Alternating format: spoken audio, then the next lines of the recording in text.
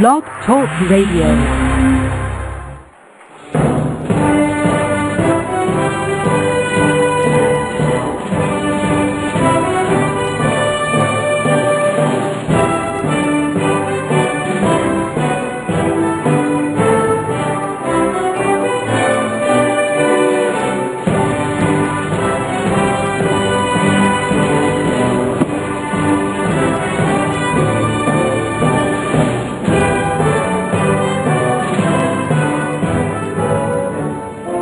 Boa noite, meus amigos. Estamos aí de volta. Queria começar aqui avisando vocês que leiam uma notícia muito importante que tem aí no site Nota Latina, que é, a meu ver, ainda a melhor fonte de informação sobre o movimento revolucionário latino-americano. Eu vou ler aqui para vocês o que a editora do blog, a Graça Salgueiro, colocou lá. Nota Latina traz hoje com exclusividade para o Brasil uma entrevista com o ex-espião cubano Huberto Mário Hernández, que trabalhou na embaixada cubana na Venezuela entre 2000 e 2003 e resolveu falar à jornalista Maria Elvira Salazar no programa Polos Opuestos, na Mega TV de Miami.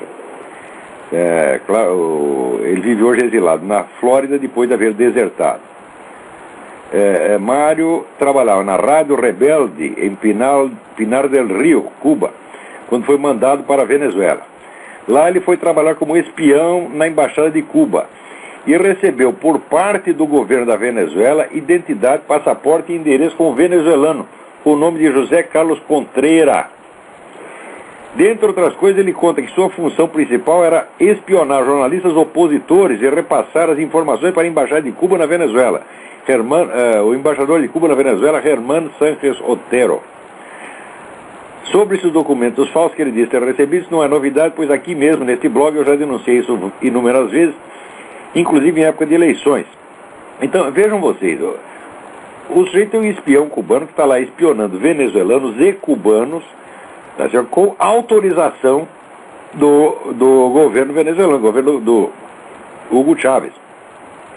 Isso aí, aliás, não é novidade porque, de certa maneira, não é novidade porque, uns anos atrás, já houve lá um decreto do Hugo Chávez que estendia ao território venezuelano a jurisdição dos juízes e da polícia cubana. Quer dizer, a polícia cubana pode entrar na Venezuela, prender qualquer um, cubano ou venezuelano. Isso com, vamos dizer, a autorização e as bênçãos do Hugo Chávez. Então, olha... Dei uma olhada lá, tem dois vídeos muito interessantes, é um material de primeiríssima ordem, é aqui no http://notalatina.blogspot.com.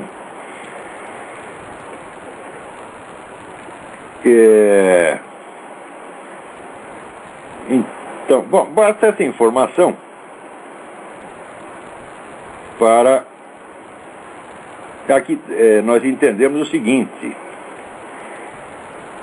Aqui tem aqui uma carta da nossa ouvinte Ana Paula Bortoleto, que ela me pede para comentar esse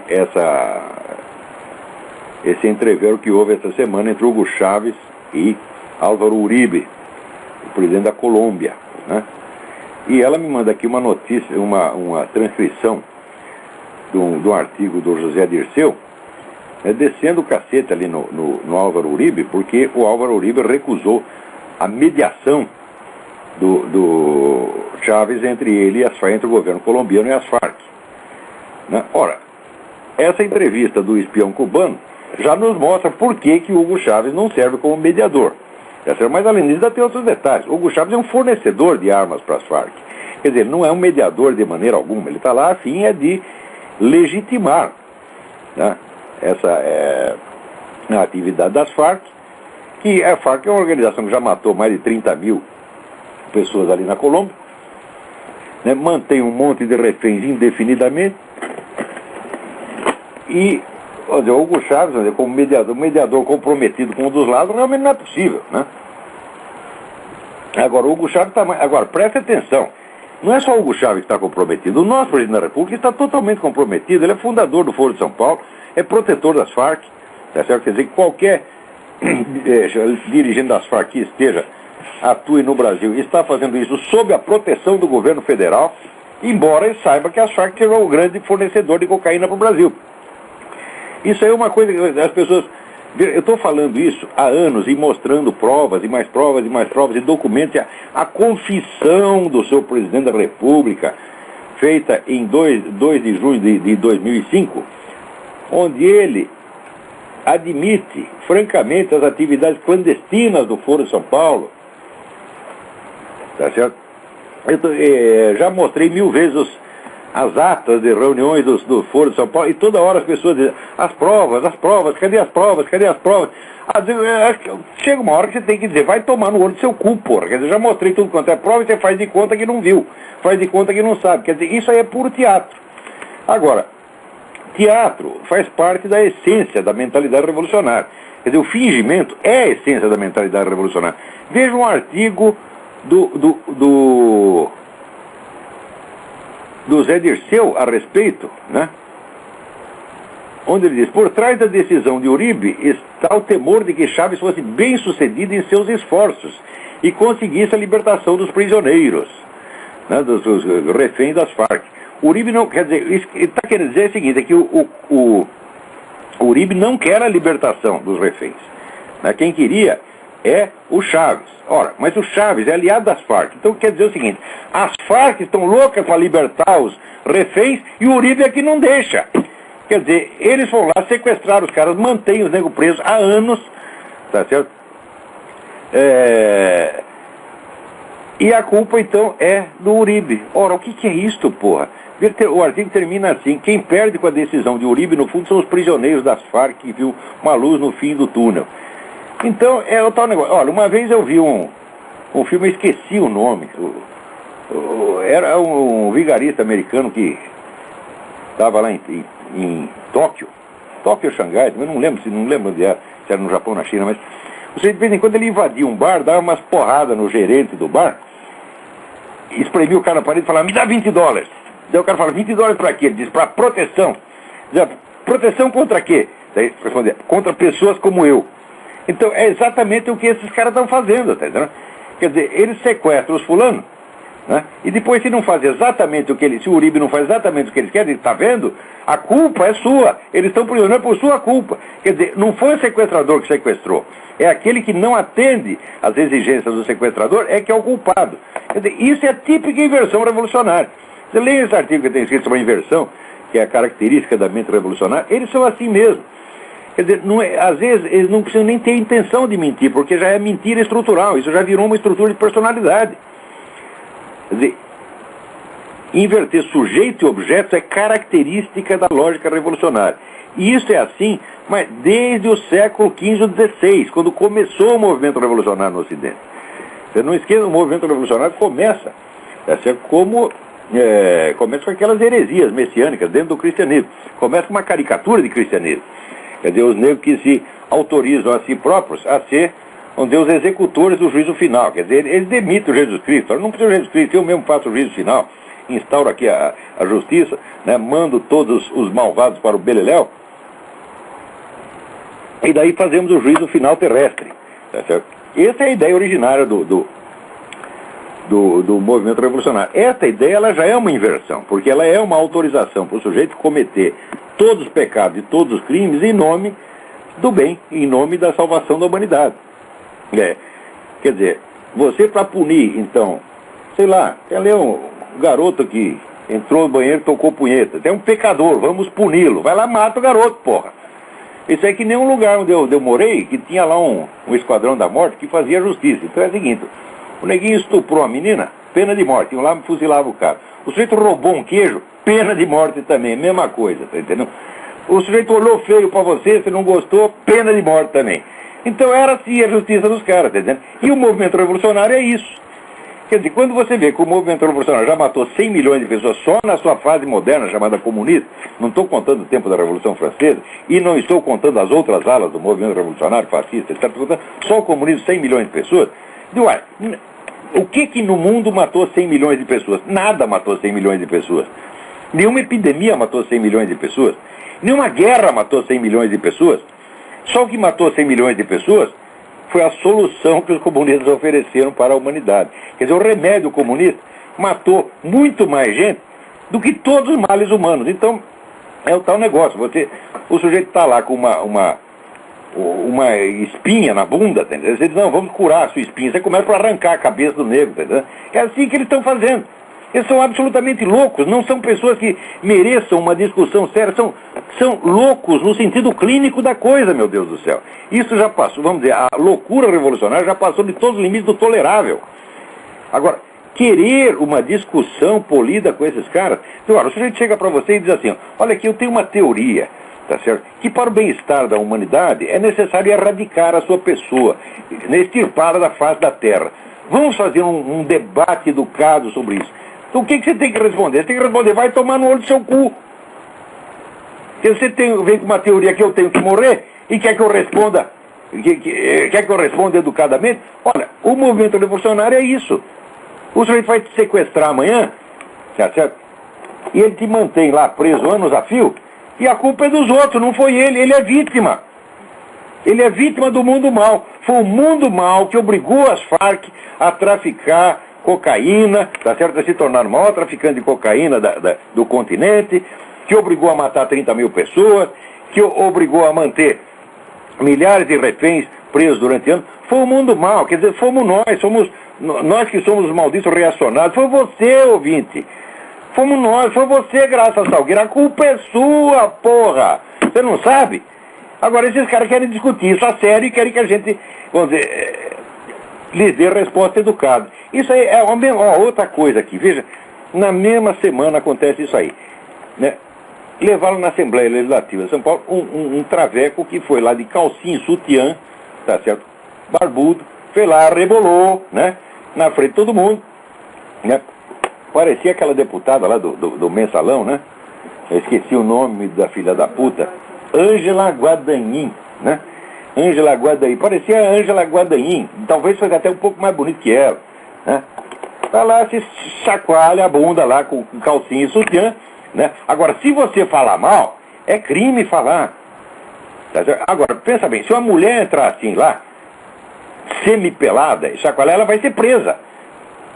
Agora, se um homem barbudo, se o seu Luiz Motti, não foi ele, mas podia ser, se o seu Luiz Motti entrar lá, né, e dar esse show lá de calcinha e sutiã, você tem que fazer uma cara de profundo respeito. Não é isso? Porque você tem que respeitar a decência, a decência do show de traveco. Você não pode rir, né?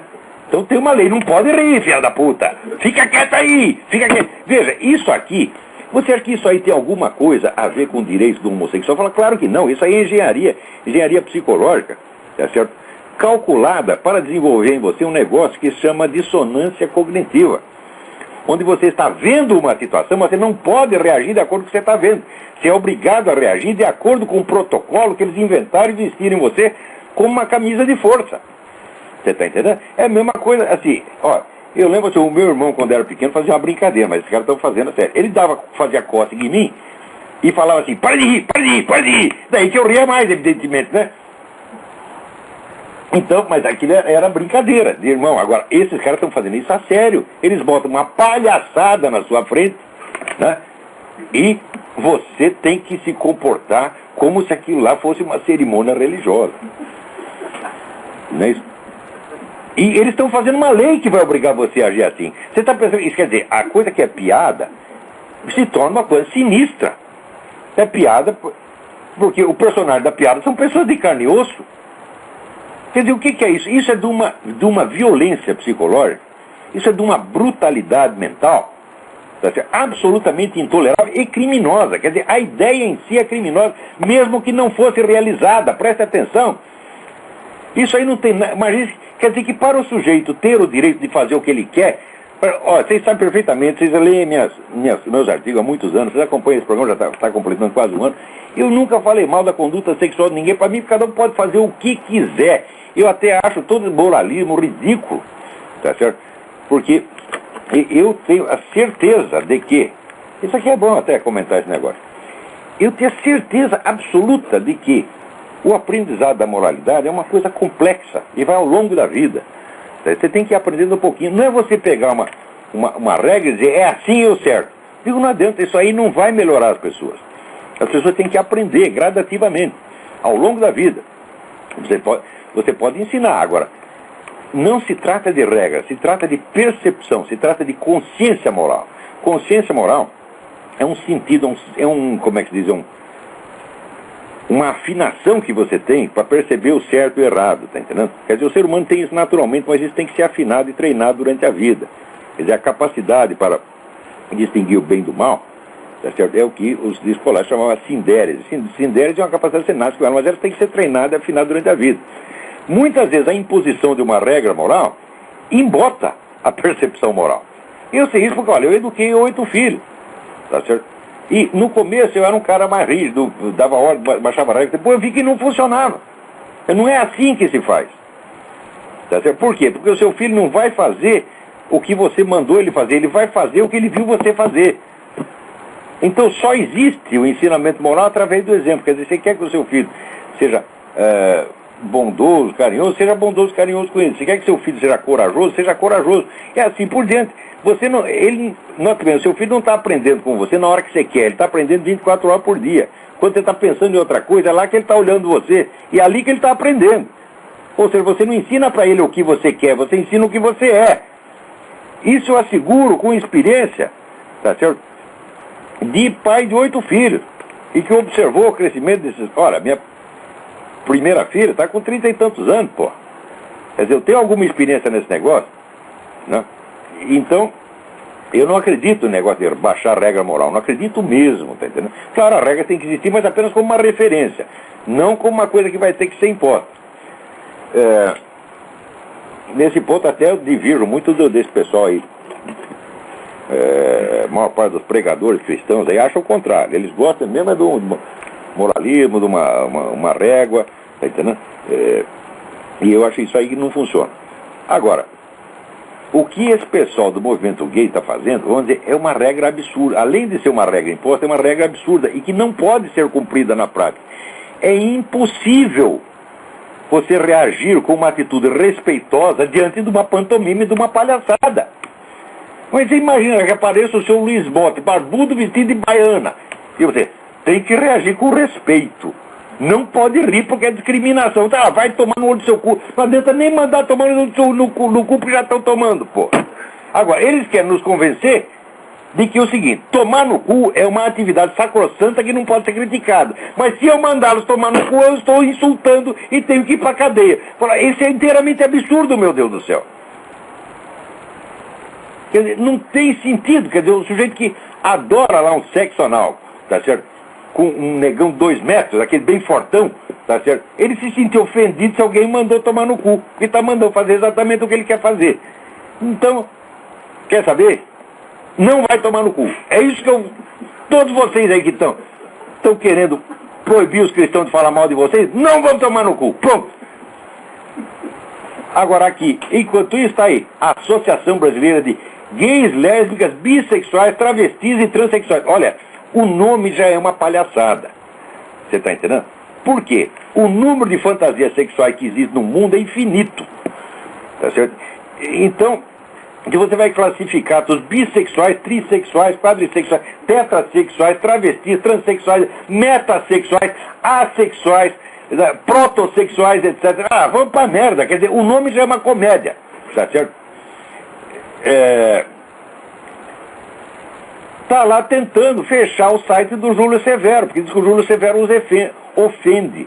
Agora, o que o Júlio Severo diz? Qual é a matéria que ofendeu? Né? É um artigo que chama O que está levando a minoria homossexual a prevalecer sobre a maioria cristã. Então, o Júlio Severo está criticando os cristãos, porque eles estão deixando, né, o movimento gay, que é um movimento de minoria, adquirir um poder muito superior ao poder da maioria cristã. É isso que o Júlio Severo está falando. Agora, eles acham que isso aqui ofende mortalmente a honra e a dignidade de pessoas como esse traveco que foi lá balançar as banhas lá na Assembleia. Está entendendo? E, agora, note bem o que eles dizem. Vamos ver qual é a linguagem com que eles falam, tá certo, dos cristãos. Olha aqui, estamos sendo julgados e condenados para começa, em primeiro lugar, ninguém os está, olha seu mentiroso do caralho, ninguém está julgando nem condenando vocês. Vocês é que estão querendo nos pôr na cadeia? Tem algum projeto? Existe algum projeto de lei? Tá certo? Criminalizando vocês? Existe algum? Me mostre. Dizendo que o homossexualismo tem que ir para a cadeia? O homossexual tem que ir para a cadeia por ser homossexual? Se aparecer um projeto desse, eu vou ser o primeiro a combater. Isso não existe. Você é um mentiroso canalha. Você não está sendo nem julgado nem condenado. Ora, a pessoa está, não dizer, os cristãos estão exercendo o direito de criticar a sua conduta. Qualquer conduta humana, sexual ou assexual, é criticável. Agora você vai dizer, todas são criticáveis, exceto dar o cu. É isso que você vai dizer? Essa não pode, essa é sacrossanta. Porque você pode criticar o sujeito porque... Olha, eu critico certos caras porque eles vão para a cama com a sua própria mulher. Você olha a mulher, tá certo, é aquela mocreia, coisa horrorosa. Eu digo assim, como é que esse sujeito tem a cara de pau de ir para a cama com essa dona, tá certo? E ainda comê-la, porra. Eu acho isso criticável. Agora, se vai o Luiz Motta para a cama com 500 homens fazer sabe-se lá o quê, isso não pode ser criticado. Mas que merda é essa, porra? Você está entendendo? Ora, então vamos lá. Peraí, tem alguém na linha, vamos? Olá. Alô? Alô? Quem está aí na linha? É Alex? Alex? Palhaçada esse negócio, hein, Olá? Palhaçada total. Porra, essa coisa que eles querem que a gente, vamos dizer, participe da palhaçada e não dê risada, porra. Os caras são absolutamente psicóticos. Daqui a pouco você vai virar lei. Fale mais alto, grite, porque eu tendo dificuldade de ouvir a sua voz aqui. Mas diga para continuar com esse mesmo. Tem mais material aqui. Olavo, você está ciente de uma campanha de um órgão chamado CCC, Clean Clothes Campaign? Não estou sabendo disso, não. É um trabalho de um pessoal em conjunto com uma outra organização chamada Playfair 2008, que eles estão fazendo uma lista, finalmente alguém fez isso, é uma lista de todas as empresas na China comunista lá, que usam mão de obra infantil, que usam mão de obra escrava, de campo de trabalho. Não é só mão de obra escrava. E tem pior que os filhos das putas aqui nos Estados Unidos ficam investindo lá. Quer dizer, dando dinheiro para o chinês, vamos dizer, escravizar o seu próprio povo e fazer bomba atômica para jogar aqui nos Estados Unidos. Quer dizer, isso é uma loucura. Você vê que essa idolatria do capitalismo, quer dizer, o sujeito acha que o livre mercado resolve todos os problemas. Isso é inteiramente absurdo. O livre mercado pode enriquecer você, de fato enriquece, mas ele foi feito para enriquecer. Olha, o livre mercado não cura hemorroida, o livre mercado não acaba com o banditismo, o livre mercado não acaba com o tráfico de cocaína. O livre mercado só é solução para um problema, é solução para o problema da pobreza. Por resto, não. Agora os caras acham que porque tem livre mercado vai ser a democracia, vai ser uma maravilha. Não é assim. Você acha que o trabalho dessas empresas, eu até publico isso no meu blog, discuto com algumas pessoas, você acha que isso, essas campanhas que o pessoal faz de levantar relatório, de divulgar que existe esse esquema na China, você acha que alcança o grande público, ajuda a conscientizar o público em geral? Aos poucos alcança, Alex, porque a internet tem uma capacidade de radiação formidável. Quer dizer, além disso, aqui nos Estados Unidos, pelo menos, o que aparece ali é fonte de informação para muitos desses talk shows no rádio. A coisa acaba chegando. Você vê, quando aquele sujeito da televisão, esqueci o nome do desgraçado agora, o sujeito inventou aquela história de que o George Bush tinha fugido do serviço militar, apresentou uns documentos falsos. Como é que isso foi desmantelado? Foi a internet. Foi a internet. E inclusive tirou o emprego do filho da puta, que era um cara, esqueci o nome do desgraçado. Quem é? Dan Rather, Então, o Dan Rather acabou perdendo emprego, graças ao pessoalzinho de internet, gente humilde que em casa o sujeito descobriu que o tipo de letra que aparecia no documento era de uma máquina de escrever que não existia Aham. a data do documento e divulgou isso pela internet, o negócio pelo escrito. A internet é muito boa sim. Eu acho que é o recurso que nós temos e nós temos que usar. É por isso que esses desgraçados estão querendo controlar a internet. Não, eu concordo. O Brasil tem esse bosta desse ministro da Incultura, Gilberto Gil. É uma vergonha o cara ser ministro de uma coisa que ele não sabe o que é. Tá certo? Ele está aí querendo que a internet controle que a ONU controle a internet. Quem controla por enquanto é uma instituição americana que nunca mexeu no conteúdo. Ela deixa o pessoal botar o que quiser lá, tá entendendo? Se houver crime, a polícia que persiga o crime específico, mas o controle prévio não pode ter. A internet tem que estar livre. Se houver crime, o crime será perseguido depois, com prova, etc, etc. Agora, os caras estão querendo que a internet, que a ONU controle. A ONU, você sabe para que ela vai usar isso aí? Para calar quem fala mal dela, para calar quem divulga os crimes dela. Por exemplo, os recordistas mundiais de pedofilia são os assistentes sociais da ONU, na África, que fica se aproveitando de menininho pobre, refugiado, o cara fudido, já não tem nem o que comer. Você está entendendo? O cara vai lá pedir um pão pro cara da ONU, você dou o pão, vai virando a bundinha aí. É assim que os caras fazem, porra. Tá entendendo? E querem que a gente fale deles com respeito. O que é isso? Pô? Nós estamos lidando com monstros. Você precisa entender a mentalidade dessa pessoa monstruosa. E isso tem que ser denunciado sim. E esses generais chineses são os piores de todos. Tá certo. Então, olha, tá, quem quer que Então tenha... tá bom, Olavo. Isso está fazendo um trabalho benemérito. Eu expliquei isso no meu blog de novo e a discussão surgiu porque algumas pessoas acham que fazer campanha para boicotar produto da China não funciona, né? Porque são as marcas que aqui nos Estados Unidos a gente acaba comprando, né? Vem tudo made in China, né? Tudo hoje, tá made in China. Tudo aqui é made in China. Os caras desmantelaram a indústria americana. No Brasil ainda dá para evitar porque tem muita indústria têxtil nacional, mas aqui eu moro no Alabama. No Alabama, puxa, tudo nos Estados Unidos é made in China, né? Mas é difícil você comprar alguma coisa que não seja made in China aqui. Agora, pode tentar boicotar. Eu acho que não custa. Então tá bom, Olavo. Obrigado, hein, Olavo. Obrigado eu. Deixa eu continuar lendo aqui o negócio que esse cara da Associação dos Gays, Lésbicas, Transsexuais, Tetrassexuais, etc., diz aqui. Por exemplo, o Movimento Gay de Minas, Oswaldo Braga. Estamos sendo julgados e condenados. Primeiro, é mentira que estão sendo julgados e condenados. Estão apenas sendo criticados, mas eles não aguentam. Estamos sendo julgados e condenados por igrejas, em cujos quadros, dirigentes, encontramos ladrões, estupradores, pedófilos, traficantes de drogas, trambiqueiros, charlatães. Ele escreve charlatões. Charlatões. Bom, você sabe o que é esses charlatões, né? Olha, sem ofensa, charlatões é a puta que eu pariu. E toda a corja de aproveitadores, aqui não restou outro golpe, senão tapear a população ingênua e desesperançosa que precisa acreditar em milagres para sobreviver. Pregam a virgindade pré-matrimonial, mas estão sempre envolvidos em relações clandestinas com suas ovelhas não castas.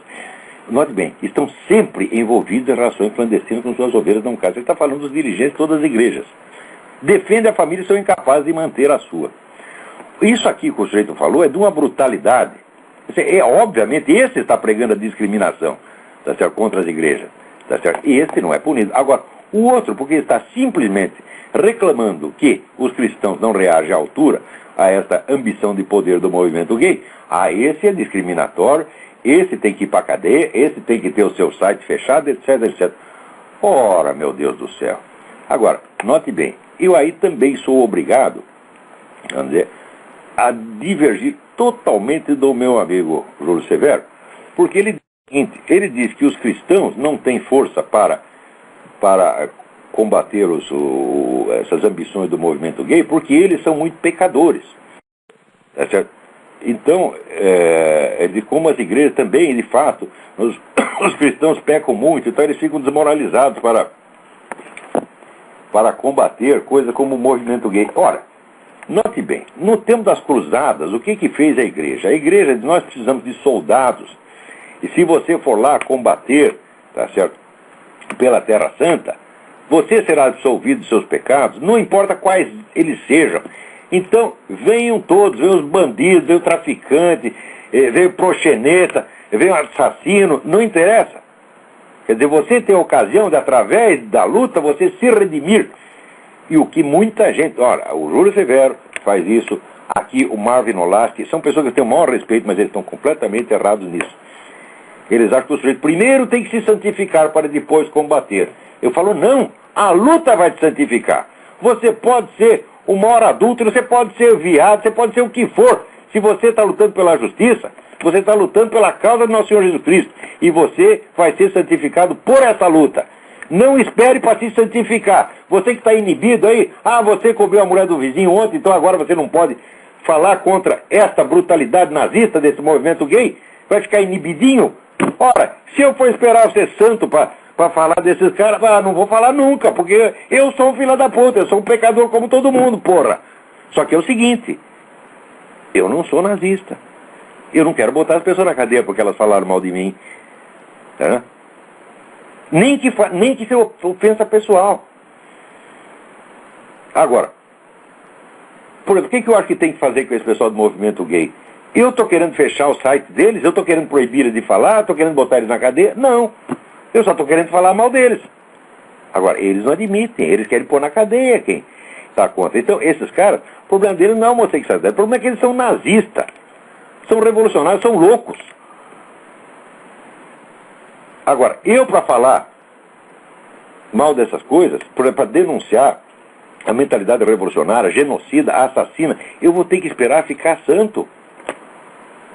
Ora, essa educação que você vai dar para o seu filho, quer dizer, meu filho, se aparece lá, por exemplo, você está na escola e tem um garoto grande batendo no pequeno, né? Você vai defender o pequeno, daí você tem aquele impulso de defender o pequeno, fazer justiça, daí você pensa, toquei punheta ontem, não posso fazer isso, não tenho o direito de interferir. Pois é isso que eles estão falando, suas bestas. Você está entendendo? Não espere ficar santo. A própria luta vai te santificar. Eu espero que Deus me redima dos meus pecados, tá certo? Por causa do trabalho que eu estou fazendo. Tá entendendo? Agora, se for contar lá, sei lá, quantas punhetas você tocou quando era moleque? Milhares, tá entendendo? Se eu for rezar uma Ave Maria para cada uma, eu não vou parar nunca, tá entendendo? Então, que porra? Quer dizer, um lado, esses caras, eles podem fazer o que eles quiserem. Quer dizer, eles pegam os pecados sexuais deles e exibem como se fosse um título de glória. Então, eles têm, vamos dizer, o poder de agir, eles podem conquistar o poder. Agora, você não, você tem que se santificar primeiro. Vocês estão louco? Vamos lá. Isso é chantagem. Né? Vamos lá. Que tem alguém na linha aí. Olavo. Oi. Olavo, aqui é o Flávio, do Rio. Flávio, tudo bem? Tudo bom. É o seguinte, você, a respeito, por exemplo, da igreja aí que você está falando e tal, dos cristãos, será que a igreja ficaria fortalecida se eles liberassem padres casados, ou pastores, mesmo com a limitação da graduação deles dentro da igreja, ficando só padres mesmo, pastores?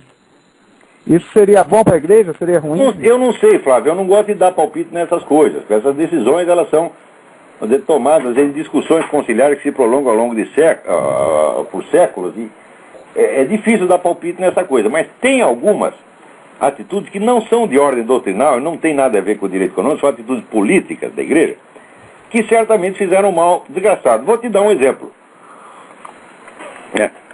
Se você pegar, antes do advento do Estado Nacional Moderno, no tempo da Idade Média, se o nego fazia um adultério, o que acontecia? Ele ia ter que confessar na igreja, dizer, padre, comi mais uma, tal, comi a mulher do jeito lá, e pronto. Então, tinha lá a penitência e você voltava para casa. Quando veio o Estado Moderno, então a manutenção da moral passou a ser incumbência do Estado. Então, quer dizer, o adultério passou a ser um crime. Tá certo? E ele passou a ser perseguido pelo Estado. Ora, raciocina um pouco comigo. Tá certo?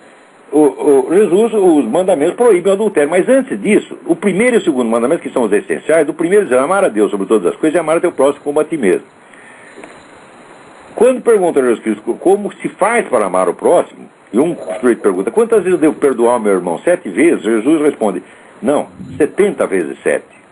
Ora, se você deve perdoar o seu irmão 70 vezes 7 vezes, quantas vezes você deve perdoar a sua esposa? Se ela sair dando aí para todo mundo, eu digo 490 vezes.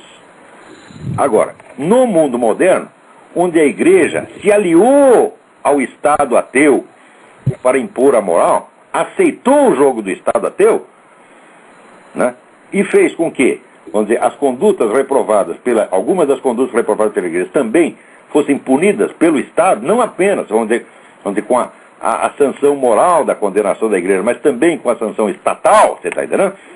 O que aconteceu? Tudo virou uma monstruosidade, porque toda mulher hoje acredita que ela tem, vamos dizer, que o marido fiel não é um mérito, o marido ser fiel não é um mérito cristão, é um dever absoluto, e a falha será punida pelo Estado. Então, e o marido também. Isso quer dizer, criou um bando de ciumento possessivo louco que está com um porrete estatal na mão, dizendo primeira vez que tu olhar para o vizinho, ou a mulher, toda vez que você olhar a perna da vizinha, vai uma porretada estatal na sua cabeça. E a igreja foi cúmplice disso. A igreja não pode permitir, tá certo, que o Estado se arrogue, tá certo, o direito de punir as pessoas dessa maneira. Você está entendendo? Então, claro, o adultério é errado. Sim, o direito de punir. É para você tratá-lo como Jesus Cristo ensinou a tratar o pecador. Você tem que perdoar 490 vezes. Porra! Agora, o Estado não pode perdoar nenhuma vez. A mulher chega lá no juiz, seu juiz, ele comeu a vizinha. Pronto, já veio o divórcio e vem pensão de alimento e você é reprovado pela sociedade, você é condenado, você vira um marginal, você perde o emprego, você tem sua vida destruída. Por causa de uma coisa que, pelo ensinamento de Cristo, deveria ser perdoada. Não quer dizer tolerada, quer dizer perdoada. Você está entendendo? Agora, para a mentalidade estatal, não existe perdão. Então, foi nessas coisas, com essa simbiose com o Estado moderno, que a igreja se enfraqueceu. Não é porque ela está cheia de pecadores, porque já está cheia de pecador no primeiro dia, porra! O Cristo mandou vir quem? Os santinhos? Não, exatamente os pecadores. E você acha que Cristo tinha alguma ilusão? Já aqui, meu filho, né? Você, a partir de hoje, que você entrou aqui, você foi batizado, o pecado acabou? Fala, não, essa pessoa vai pecar 1000 vezes ainda. Por isso mesmo que ele disse que tem que perdoar 490 vezes. Agora, o Estado não pode perdoar. Então, o que está enfraquecendo a igreja é o seu compromisso espúrio com o mundo moderno. Você está entendendo? Ela não tem nada que se apoiar no Estado, porra. Agora, se ela quer se apoiar no Estado, bom, muito bem. Quer se apoiar no Estado por quê? Porque daí o Estado dá isenção fiscal, dá mais não sei quem, ainda podemos, vamos dizer, quer dizer, o Estado vai ajudar a igreja. Agora, o Estado não tem que ajudar a igreja, e a igreja não tem que se apoiar no Estado. Essas coisas têm que ser absolutamente distintas. Eu acho, por exemplo, que adultério é uma coisa na qual o Estado não devia se meter. Não devia ter legislação sobre isso. Tem a moral cristã. E a moral ensina, é errado, não faça isso. Se você fez uma vez, não faça duas. Se fez duas, não faça três. E a gente vai ensinando o nego até o 491. Quando chegar no 491, nós damos umas porradas nele. Foi isso que Cristo ensinou, porra. Tá entendendo? Agora, tá entendendo?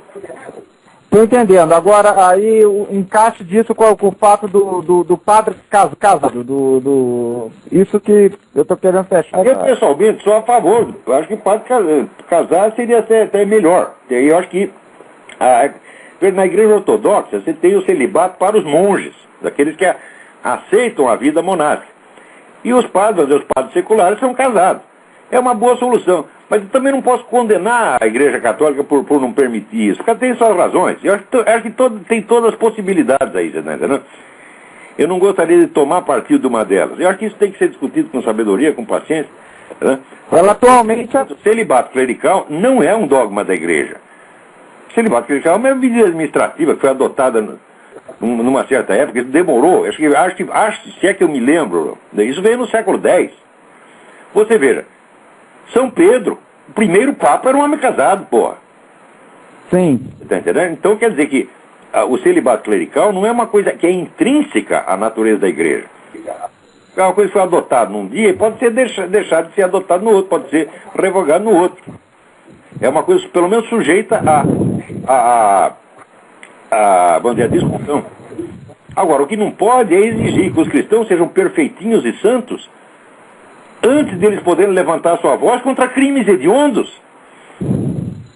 Você vê, Exato. desde de 63, desde o Concílio Vaticano II, né, se você procurar nas datas do concílio inteiro, você não vai ver uma vez a palavra comunismo, porque os caras tinham vendido apoio ao comunismo, tá certo? Fizeram um pacto, né, um pacto demoníaco, prometendo se abster de criticar o comunismo. Então todas as atos do comunismo fazem de conta que o problema comunista não existe no mundo, embora outros papas já tivessem dito que o comunismo é o pior flagelo da humanidade. Isso, e disseram isso, não como opinião pessoal, mas disseram isso ex cátedra. Daí vem o concílio e combina não falar mal do comunismo. Então, resultado, o pior flagelo da humanidade, a igreja não tem nada a ver com isso. E ela fica falando mal do quê? Dos garotinhos que estão lá tocando punheta no banheiro. Isso é uma distorção moral monstruosa. E isto inibe os cristãos. É porque eles se sentem culpados de pequenos pecados que eles não são capazes de levantar sua voz contra os grandes crimes. Cada política que os inibe do alto do púlpito está fazendo deles uma multidão de covardes, de castrados. Você está entendendo? Então, tem infiltração comunista nisso?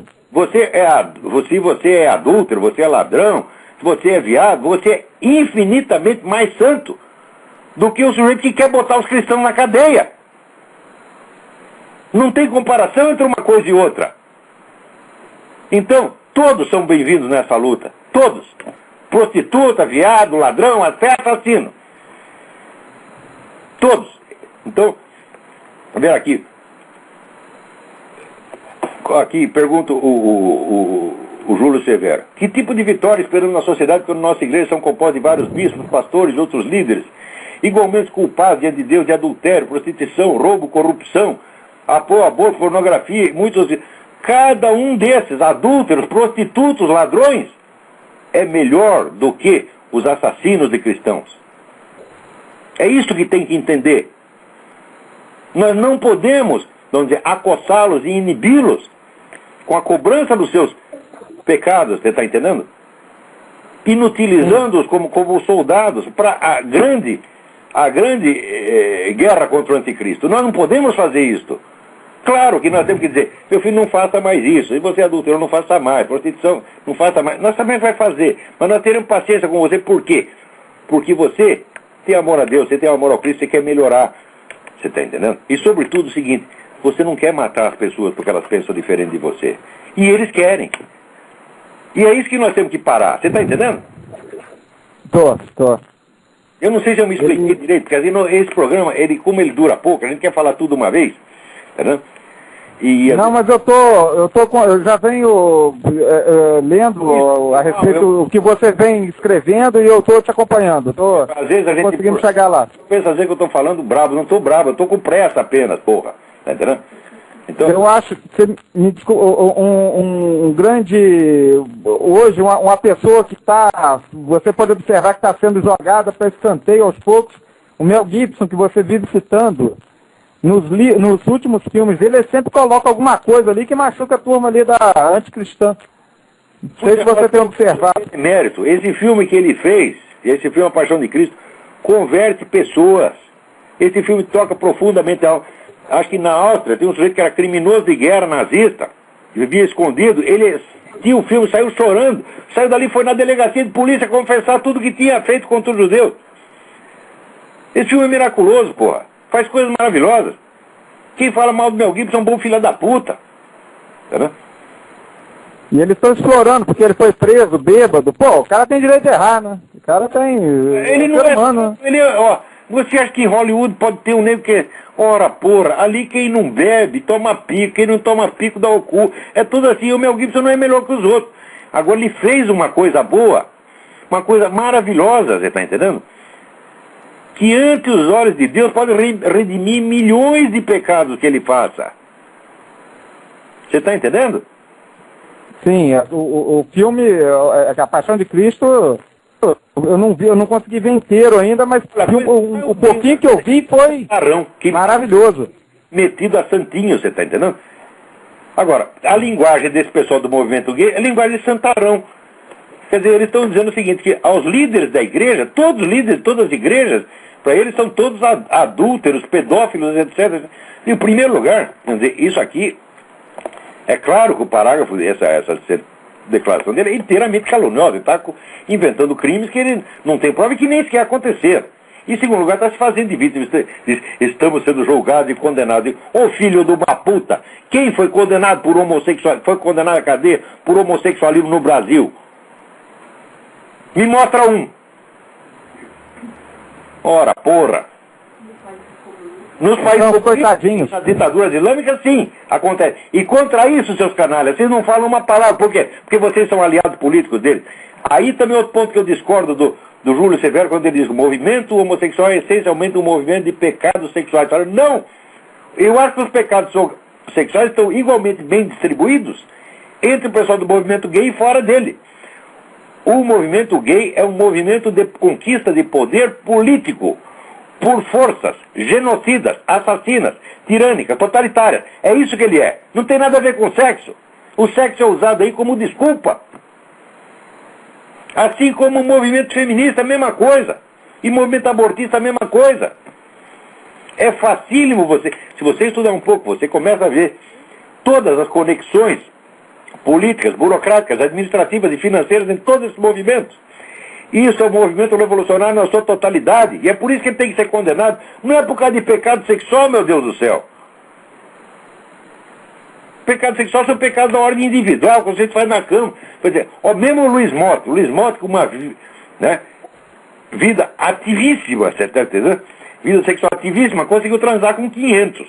Agora, não poderia transar com 500 de uma vez. Tem que ser um de cada vez. Agora, genocídio, meu filho, são milhares de uma vez. Às vezes são milhões de uma vez. Quer dizer, não tem comparação as duas coisas.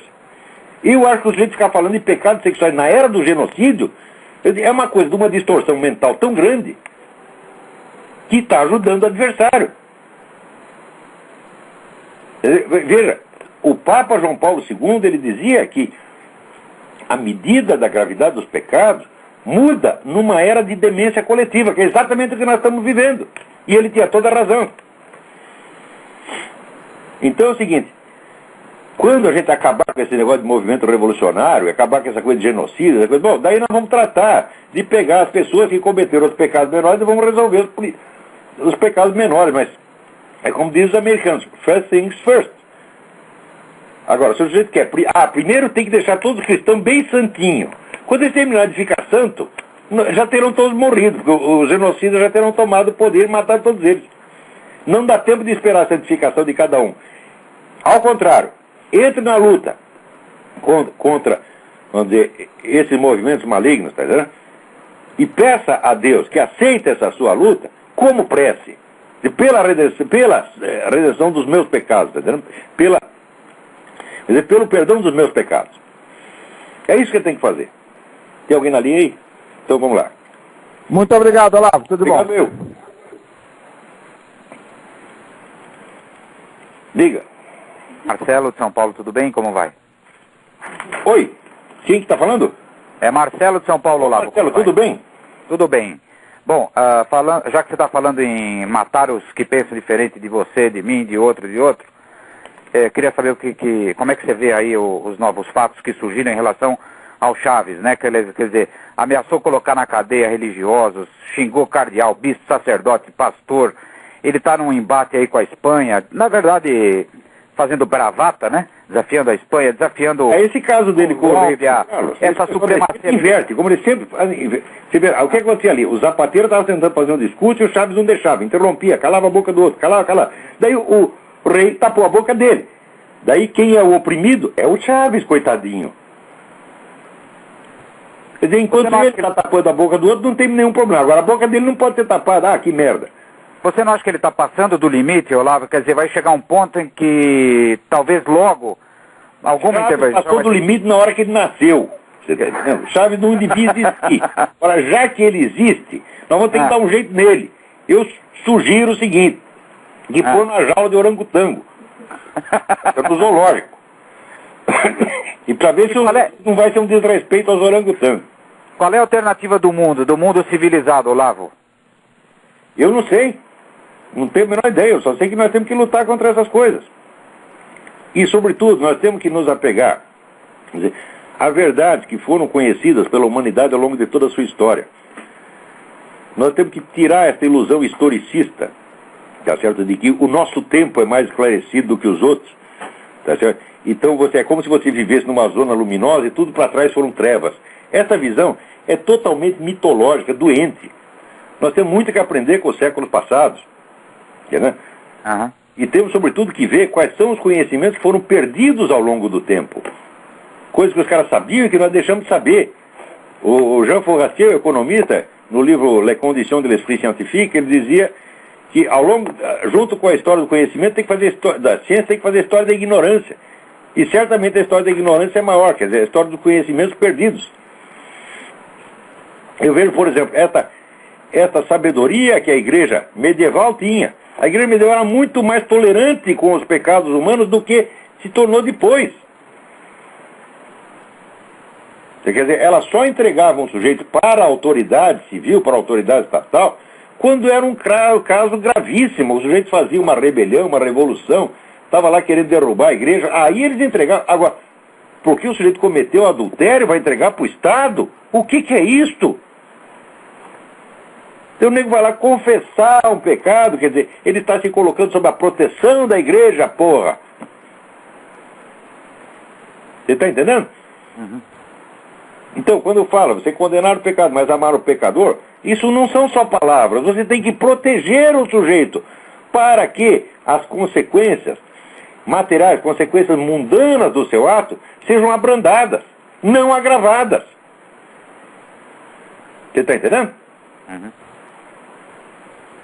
Não adianta nada você dizer que você perdoa o cara, você perdoa, mas você deixa que todas as consequências multiplicadas recaiam sobre ele. Não é assim que se faz. E a igreja, na hora que ela fez aliança com o Estado moderno, fez tudo isso. Esse foi o erro. É um erro político. Não é porque o Papa, o bispo, não sei o que, cometeu um pecadinho lá, comeu empregada. Não é isso não, meu Deus do céu. Quer dizer, os males do mundo não são feitos por acumulações, acumulação quantitativa de pequenos pecados. Não. É feito pela ação conjugada dos principados e potestades. É feito pela ação demoníaca organizada, que é a ação política, a ação cultural, a ação espiritual, tudo isso ao mesmo tempo. É contra isso que é a nossa luta, não contra o garotinho que está tocando punheta no banheiro, porra. Ora, meu Deus do céu. Vamos lá. Agora aqui tem uma pergunta. Caiu a linha do Marcelo. Bom, então eu vou ler aqui. Antes, deixa eu dar um aviso aqui. Quarta-feira, 28 de novembro, 20 horas. Vai ter mais uma aula do meu seminário de filosofia na Realizações. Rua França Pinto, número 498, Vila Mariana, São Paulo. Informações pelo telefone 011-5572-5363. Então, tem uma pergunta aqui muito interessante. Eu nem sei se vai dar tempo de eu responder ela direito, mas a pergunta de filosofia feita pelo André Vinícius Seleghini Franzin. Ele diz que leu o meu texto Notas para uma Introdução à Filosofia e tem lá um trecho que eu digo o seguinte. Eu falo que o adestramento em lógica pode, vamos dizer que o estudo lógico pode servir como adestramento, mas o adestramento para uma atividade mental construtiva, por útil que seja, para outros fins, é exatamente o inverso do aprendizado da análise filosófica. O de análise filosófica é a análise da realidade, a análise da experiência vivida efetiva. Quer dizer, você tem que pegar aquilo que aconteceu e compreender o que aconteceu. Agora, outra coisa é você fazer uma construção lógica, uma dedução. E uma mente pode estar muito adestrada para fazer deduções, construções mentais, e não enxergar nada da realidade. Daí pergunta aqui o André. Minha dúvida é essa. Não é exatamente esse tipo de atividade lógico-dedutiva que permite a conformação dos nossos esquemas noéticos, noéticos cognitivos, que são desenvolvidos de acordo com os estímulos dos fatos aprendidos? Não é não. André, veja. Quando você fala em lógica, a própria palavra lógica tem muitos sentidos diferentes. Quer dizer, a lógica como arte da manutenção da coerência do discurso, tá certo? Ela pressupõe a existência de uma capacidade intuitiva prévia. Por exemplo, se você está fazendo uma dedução, como é que você sabe, quando você chega na conclusão da sua dedução, como é que você sabe que ela se refere ainda àquelas premissas das quais você partiu? É porque você as reteve na memória. Tá certo? Quer dizer, existe a continuidade da memória, sem ela não existe atividade lógico-dedutiva. Agora, outra coisa é você considerar, vamos dizer, a coerência, tá certo? Não tal como aparece na mente humana, mas a coerência em si mesma. Por exemplo, o fato de que 2 mais 2 dão 4, independentemente de você saber disso ou não. Isso faz parte da estrutura da realidade. Investigando a estrutura da realidade, nós encontramos nela aspectos lógicos e aspectos que não são redutíveis, pelo menos imediatamente, é um esquema lógico. Mas este conhecimento, esta penetração na própria realidade experienciada é infinitamente mais importante do que o aprendizado da lógica. A lógica não é senão um dos muitos fatos que existem no mundo, entendeu? Outra coisa, a conformação dos nossos esquemas noéticos com a realidade não é efeito da atividade lógica dedutiva, não, ela faz parte da nossa própria estrutura.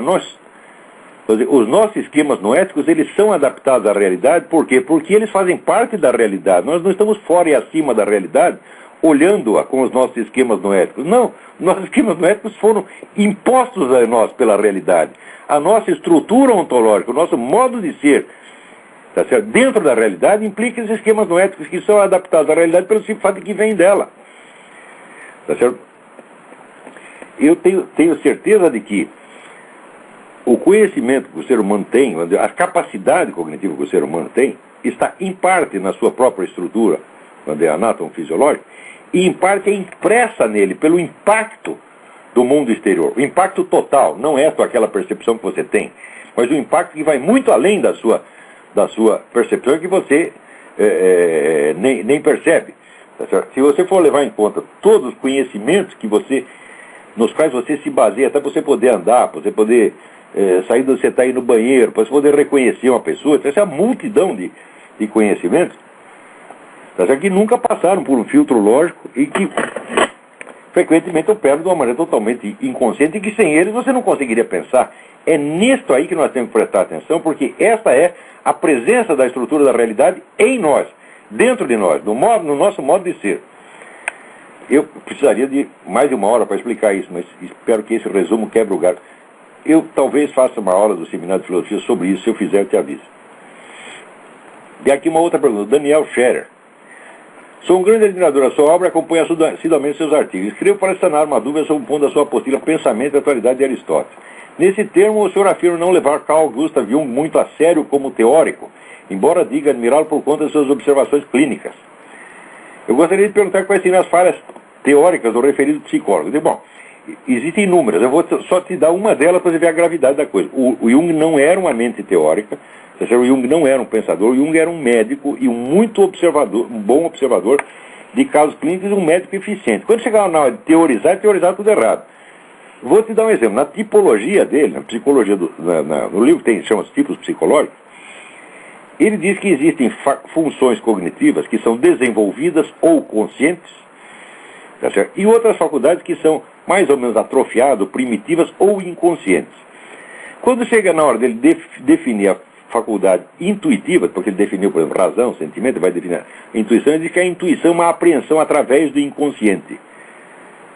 Eu digo, mas se ser consciente ou inconsciente, tá certo, é justamente o que diferencia as funções desenvolvidas e atrofiadas, como é que uma função pode ser essencialmente, uma delas pode operar essencialmente através do inconsciente?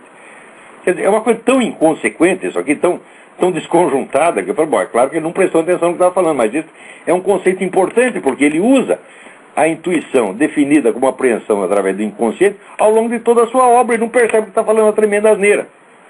Tá certo? Esse é só um dos inumeráveis. Então, veja, você vê até pelo seu modo de escrita, o Jung, ele muitas vezes ele é mais sugestivo do que expositivo, tá vendo? E as melhores coisas que ele tem são, de fato, os relatos de tratamento que ele faz, que às vezes são magistrais, tá vendo? Eu posso dizer isso também. O meu falecido amigo, Ronald Alfredo César Miller, que era um grande psicólogo clínico, era um gênio da psicologia clínica, se ele chegar na hora de teorizar as coisas, ele fazia maior confusão. Às vezes era eu que explicava para ele o que ele estava fazendo, porque ele mesmo não tinha o tirocínio teórico para perceber aquilo. Ele sabia fazer, tá certo? Às vezes mandava o sujeito lá, porque eu chegava lá de 4. 2 semanas, pô, o cara estava bom. Daí eu falava, doutor Miller, como é que o senhor fez isso? Né? Daí ele contava. Na hora que ele contava, eu achava aquilo absolutamente genial, mas na exposição das bases teóricas, ele era muito deficiente. Pelo menos as pessoas não conseguiam entender o que ele dizia. E muitas vezes eu tentava captar a estrutura teórica subentendida ali, e é isso, assim, assim, assim. Daí ele arregalava 2 olhos e falava exatamente isso. Quer dizer, a capacidade clínica não é necessariamente a capacidade teorética, é diferente.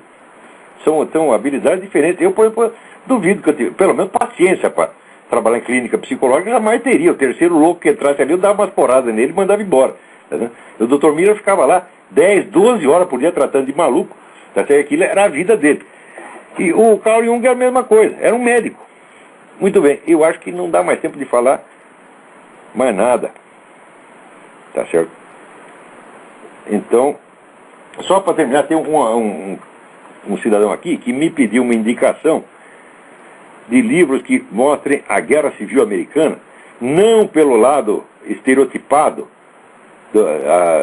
aqui, Edna Galafaz, não, Tiago, escrevendo pelo e-mail Edna Galafaz. A leitura da escola reduz a Guerra Civil Norte-Americana uma luta entre as duas classes sociais, escravagistas versus iluminados defensores da liberdade. Aqui nos Estados Unidos, Tiago, ninguém faz isso. Nem os maiores admiradores de Lincoln acreditam que a Guerra Civil foi por causa da escravidão, porque todo mundo sabe que não foi. A escravidão foi um item ali. Note bem, dos fazendeiros do Sul, apenas 6% eram proprietários de escravos.